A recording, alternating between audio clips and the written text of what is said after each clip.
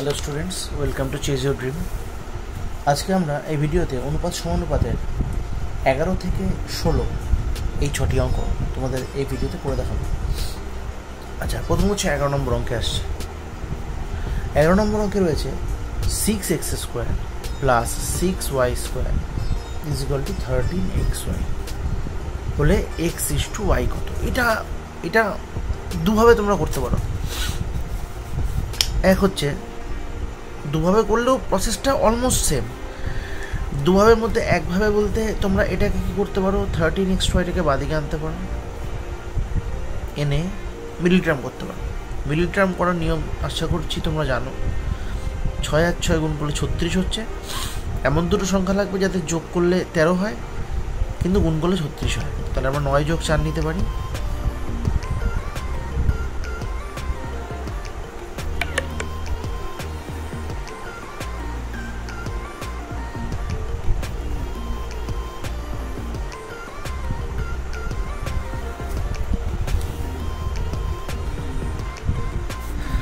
তাহলে আমরা এখান থেকে 3x কমন নিতে পারি। তাহলে পরে থাকছে 2x - 3y। এখানেও যদি আমরা 2y কমন নিই তাহলে পরে থাকছে 2x - 3y ইকুয়াল টু 0।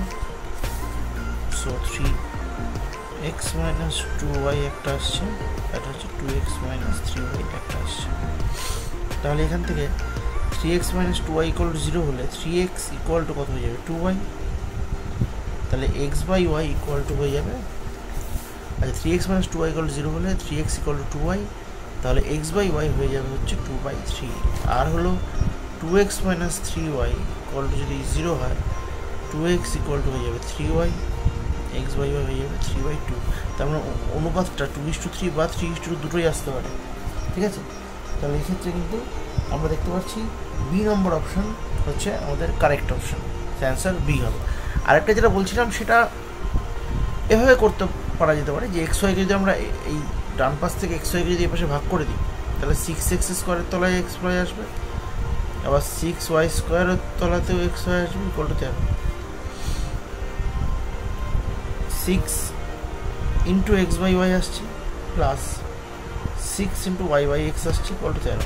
এবার x/yকে একটা কিছু ধরে নিয়ে করা যেতে পারে, a ধরে নিয়ে বা b ধরে নিয়ে করা যেতে পারে, বা অন্য কিছু ধরে নিয়ে এ ধরে নিলাম। তাহলে এখানে হয়ে যাবে 6a আর এখানে হয়ে যাবে 6/a, তারপরে মিডল টার্ম করা যেতে পারে। তবে আমার মনে হয় এটা অনেক বেশি দ্রুত হয়ে যাবে, তোমাদের আশা করা যায়। আরও একটা বিষয়, তোমরা আরও একটা জিনিস করতে পারো, এই অঙ্কটার ক্ষেত্রে অপশান টেস্ট করতে পারো। কারণ আমাদের দেখো 6x² প্লাস 6y² আছে। যদি আমরা x আর y জায়গাতে যদি আমরা ওই ভ্যালুটা বসি, মানে যেগুলো অ্যান্সারে রয়েছে সেগুলো বসাই, আর যদি ডান পাশটা চলে আসে তাহলে কিন্তু আমরা বলতে পারবো যে সেটাই অ্যান্সার। সেজন্য এই ক্ষেত্রে অপশান টেস্টেরও, এই অঙ্কটার ক্ষেত্রে অপশান টেস্টও কিন্তু একটা গুরুত্বপূর্ণ ভূমিকা নিতে পারে চাইলে। মানে এখানেও এক্স আর ওয়াইয়ের জায়গাতে 3 আর 2, এখানেও 3 আর 2 বসিয়ে দেখতে পারো, যদি মিলে যায় তো বেটার। ওকে, আমরা নেক্সট অঙ্কে চলে যাচ্ছি।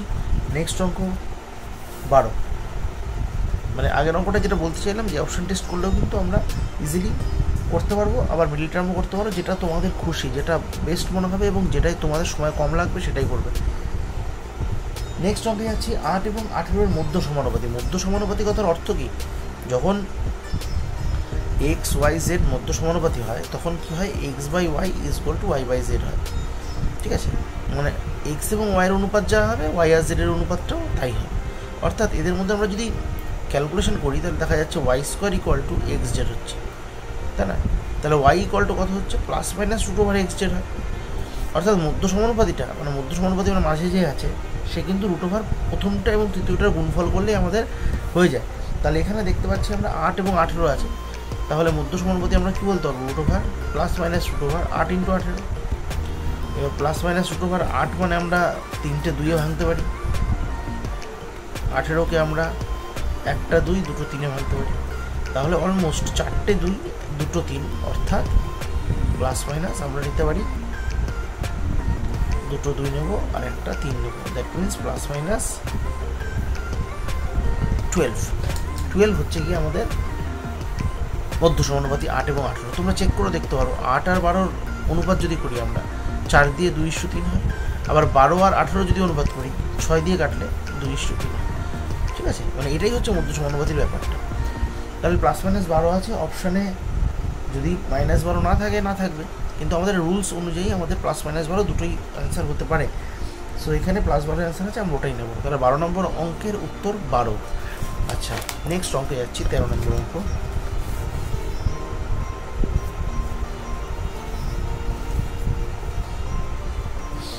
আট, 16 এবং 24 এর চতুর্থ সমানুপাতি কত? দেখো, চতুর্থ সমানুপাতির ক্ষেত্রেও কিন্তু ব্যাপারটা অনেকটা সেই একই রকম।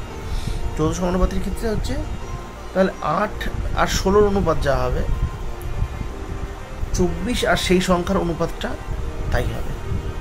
8 আর 16 অনুপাত কত? 1:2 না? তাহলে 24-এর সঙ্গে কার অনুপাত 1:2 হবে? অবভিয়াসলি 48। সো খুব সিম্পলি আমরা কিন্তু এখানে বের করে ফেলতে পারছি।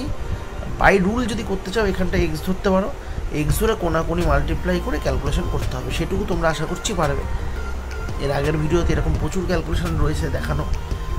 তাহলে এইখানে তোমরা কিন্তু দেখতে পাচ্ছ যে 1/2 = কিন্তু আমরা 8/16 যদি 1/2 হয়, খুব সহজভাবে এখানে 24/48 হচ্ছে,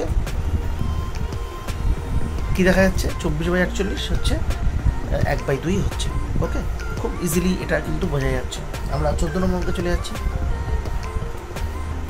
1/4 = 1/8, সরি 1/4, 1/6, 1/8, 1/x সমানুপাতি হলে এক্স এর ভ্যালু কত? দেখো, এরা যদি সমানুপাতি বলেছে, তাহলে এখানেও কিন্তু আমরা একটু কায়দা করতে পারি। এরা সমানুপাতি মানে 1/4 আর 1/6 অনুপাত, 1/8 আর 1/x এর অনুপাতটা কী হবে? সেম হবে। তাহলে এখানে ক্যালকুলেশন করলে কী আছে? 6টা উপরে যাচ্ছে, 4টা নিচে আসছে। এখানে এক্সট্রা উপরে যাচ্ছে, 8টা নিচে আসছে। এখানে খুব ইজিলি 3/2 আসছে, তাই না? তার মানে নিচে যদি 2 হয়, ওপরে 3, অনুপাতটা 3:2 হতে হবে, ঠিক আছে? ক্যালকুলেশন তো করা যেতেই পারে কোনাকুনি। এবার আরেকটা যেটা করা যায়, 2-এর থেকে 2-এর কত গুণ? এটা 8, 4 গুণ হচ্ছে না? এটা 4 গুণ হচ্ছে, তাহলে এখানেও 3-এর 4 গুণটাই থাকবে, অর্থাৎ 12 অ্যান্সার হবে। বাই রুল করলে তোমরা কোনাকুনি মাল্টিপ্লাই করতে পারো। 2x = হয়ে যাবে 24, x = 12। ওকে, এই হলো আমাদের অঙ্ক নম্বর 14। আচ্ছা, এরপরের অঙ্কে আসছি 15 নম্বর অঙ্ক। 15 নম্বর অঙ্কে বলেছে যে x + 1, 5x - 3 আর 11x + 3, এরা তিনজন হচ্ছে ক্রমিক সমানুপাতি। ক্রমিক সমানুপাতিও কিন্তু এই একই জিনিস, তিনটে সংখ্যা যদি ক্রমিক সমানুপাতি হয়, ওই XYZ এর ক্ষেত্রে একটু আগে আমরা করে দেখিয়েছিলাম যে XYZ যদি তিনটে সংখ্যা সমানুপাতিতে থাকে, তাহলে XY Y, YZ হয়। ক্রমিক সমানুপাতিও কিন্তু একই জিনিস, অর্থাৎ এই তিনটে যদি ক্রমিক সমানুপাতি হয়, অর্থাৎ তাহলে x/, এটা = 5x - 3/11x + 3 হবে, যদি এই তিনটে মধ্য সমানুপাতি হয়। তো এবার আমাকে এখান থেকে x এর ভ্যালুটা বের করতে বলেছে। এবার x এর ভ্যালু বের করতে গেলে অবভিয়াসলি এখানে যেটা করা যেতে পারে, অপশান টেস্ট করা যেতে পারে। দুপাশেই অপশান টেস্ট করলে কোনটার ক্ষেত্রে সেম আসছে দেখতে হবে, সেটাই অ্যান্সার হবে, ঠিক আছে? আর অপশান টেস্ট বাদে যেটা করতে পারো সেটা হচ্ছে কোনাকুনি এখানে মাল্টিপ্লাই করতে হবে, তাছাড়া আর কোনো উপায় নেই, ঠিক আছে? তবে আমার মনে হয় ক্যালকুলেশন করার থেকে অপশান টেস্ট এক্ষেত্রে বেশি বেটার হবে। যদি আমরা 3 বসিয়ে দেখি, এখানে 3 বসিয়ে যদি দেখি, ফার্স্ট অপশান যদি চুজ করি, 3 + 1, 5 × 3 - 3 কত হচ্ছে? 4/12, অর্থাৎ 1/3। এখানে যদি 3 বসাই, 3 × 5 = 15 থেকে 3 বিয়োগ হলে 12, 3 বসালে 3 × 33 আর 3 = 36, অর্থাৎ 1/3। তাহলে দেখা যাচ্ছে 3 বসালে কিন্তু মিলে যাচ্ছে। এবার 3 বসালে মিলছে এরকম অপশান আরও মোট 3খানা আছে আর কি। একটাই প্রথম এ অপশানে রয়েছে 5, তার সঙ্গে বি অপশানে রয়েছে 1/7, সি অপশানে রয়েছে 2। তাহলে আমাকে এবার 5, 1/7 আর 2-এর মধ্যে যেটা হবে সেটা দিয়ে আমাকে অঙ্কটাকে করে ফেলতে হবে। আমি যদি এবার 2 বসাই, এখানে 2 বসালে হবে ওপরে 3, 2 বসালে হবে এখানে 5 × 2 = 10 থেকে 3 বাদ দিলে 7, আর এদিকে যদি 2 বসাই, 5 × 2 = 10 থেকে 3 বাদ দিলে 7, আর 2 বসালে হবে 22 থেকে 25। সুতরাং এখানে আসার কোনো চান্সই নেই, অনুপাত আসছে না। সুতরাং আমরা নেক্সট অপশনে চলে যাব, অর্থাৎ 3-এর সঙ্গে আরেকটা যেটা আছে 1/7, 1/7 যদি বসাই, এখানে 1/7 যোগ 1 আছে। আচ্ছা, আরেকটা জিনিস করা যেতে পারে, এটা করার আগে আরেকটা জিনিস করে নেওয়া যেতে পারে। এখানে কিন্তু 2 বসানোর পর আমরা দেখলাম যে এটা কিন্তু মিলছে না, অর্থাৎ লাস্ট অপশনটা কিন্তু হওয়ার কোনো চান্স নেই।